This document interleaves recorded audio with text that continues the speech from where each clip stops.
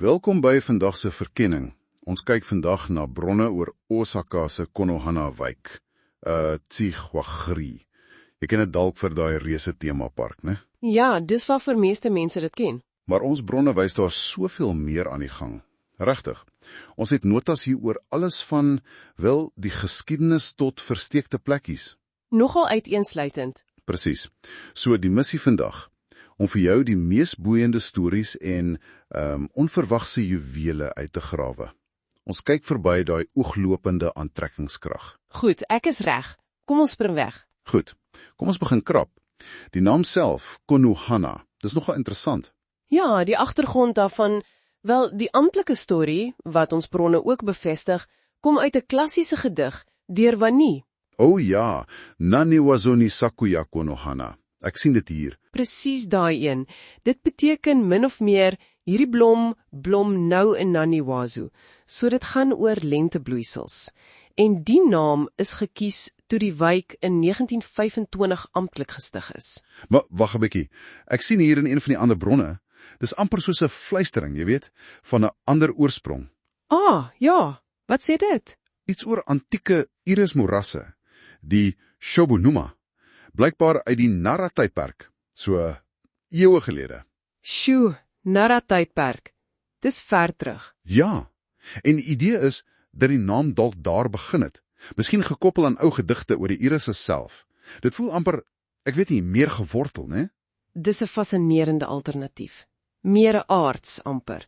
Wat ons wel verseker weet, is die gebied se vroeëre geskiedenis. Vissersdorpies soos Denpo. Reg, voor die groot nywerheidsontwikkeling. En dan, terug in die dae van die samurai, die Edo-tydperk, so rofweg 1600s tot middel 1800s, was hier kritieke soutpanne. Regtig belangrik. Die bronne praat van wit goud. Dit klink ernstig. Dit was ernstig, selfs vir die Osaka kasteel. En interessant, daar word ook genoem dat die Taro Kaisen vragskepe hier begin het. Daai skepe wat goedere so sake na Edo, Tokio vandag, vervoer het. Jep, presies daai. Maar wag, hoekom juis hier? Ek bedoel, hoekom het hulle hier begin? Wel, die bronne suggereer dat die groter seevarende skepe, jy weet die wat van verre gekom het, nie veel dieper die riviere kon opvaar nie. Die water was te vlak. Aha, so hulle moes hier oorslaan op kleiner bote. Dit lyk so, ja. Die vrag moes oorgelaai word. Die geografie het basies hierdie unieke logistieke rol vir die area geskep. Nogal slim. Dis fascinant. En dan natuurlik die groot omwenteling. Japan moderniseer, Meiji en Showa tydperke.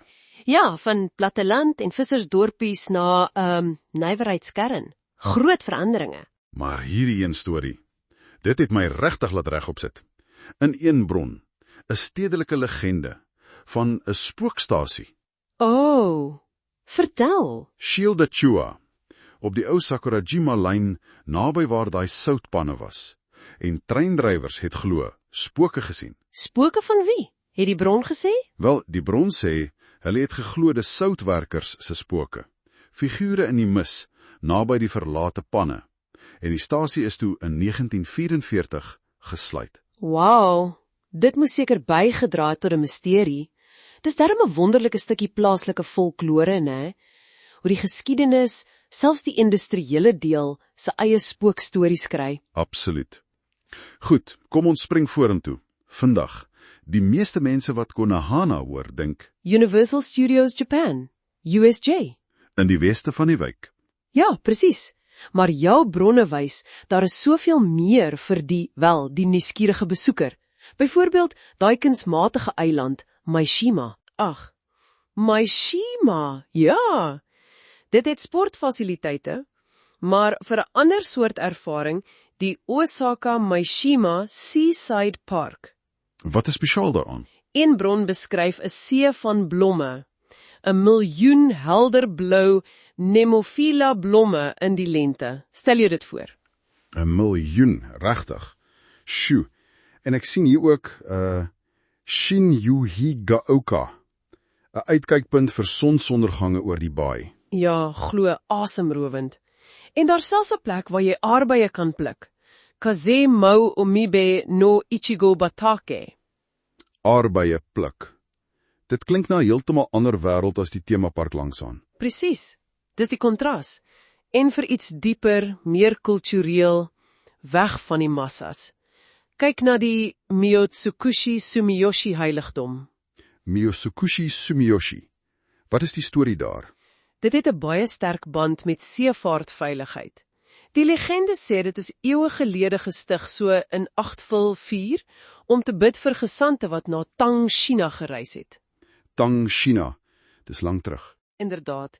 En die Miyotsukushi self, dis nou daai ou houtkanaalmerkers wat hulle hier geplaas het om skepe te lei.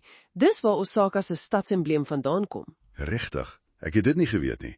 Dis nogal 'n direkte lyn na die geskiedenis toe. Absoluut. En vir iets heeltemal anders, as jy daai retro gevoel soek, die Chidori-bashi-stasie gebied. O ja, die Shotengai. Presies. Die bronne beskryf 'n hele netwerk van oue wêreldse winkelarkades, daai klassiese Japanse Shotengai, soos Chidori-bashi Suji. Dit klink na die perfekte plek vir 'n nostalgiese wandeling. Net om te sien hoe die plaaslike lewe aangaan, die klein winkeltjies te sien. Definitief. En hier's 'n juweel wat jy maklik kan miskyk. Ek dink een bron lig dit spesifiek uit, die Tempelzan veerboot. Die veerboot. Is dit groot? Glad nie. Dis klein en is gratis. Dit verbind die Sakurajima area, baie naby USJ, met Tempelzan oor kant die water. Jy weet waar die groot akwarium is. Gratis. En hoe lank neem dit? Dis 'n piepklein bootrit. Net so 3 minute, sê die bron. Maar dis daai autentieke, bekoorlike stukkie plaaslike vervoer, 'n regte plaaslike geheim. Dis die soort wenk wat jy nie sommer in 'n standaard toergids kry nie. Laastens, die bronne noem ook die rivierfronte. Ja, die Yodo rivier se oewers en veral die Shorenji rivierpark.